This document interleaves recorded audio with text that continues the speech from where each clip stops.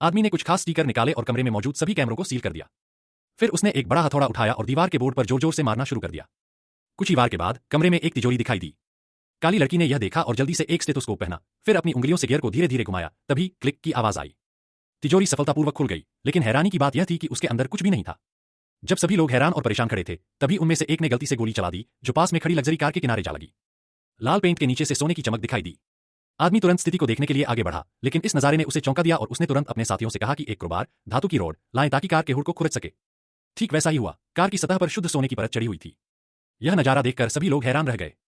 आदमी फिर कार के पीछे गया और क्रोबार से वहां भी एक खरोंच डाली। उसे यकीन हो गया कि पूरी कार शुद्ध सोने से बनी है, जैसा उसने सोचा था। टीम ने कार की कीमत लगभग 45,000,000 आकी, जो उनके पूरे जीवन के लिए काफी थी, लेकिन समस्या यह थी कि वे इमारत की 32वीं मंजिल पर थे और कार को वहां से चुराना था। दो आदमियों ने टेम्पर्ड ग्लास, मजबूत शीशा, हटा दिया और कार के पिछले हिस्से में 2 स्टील केबल जोड़ दिए। इस बीच उनके साथी दूसरी ओर से क्रेन को कंट्रोल कर रहे थे।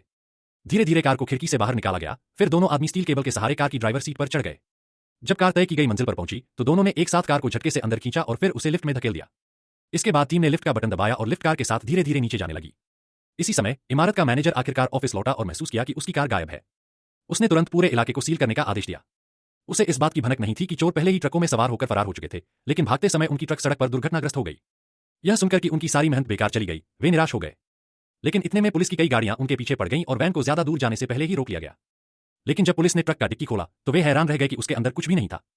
असल में यह सिर्फ ध्यान भटकाने की एक चाल थी। असली कार को पहले ही पानी के नीचे छिपा दिया गया था। आगे की कहानी जानने के लिए चैनल को सब्सक्राइब करें और कमेंट बॉक्स में पार्ट 2 कमेंट करें।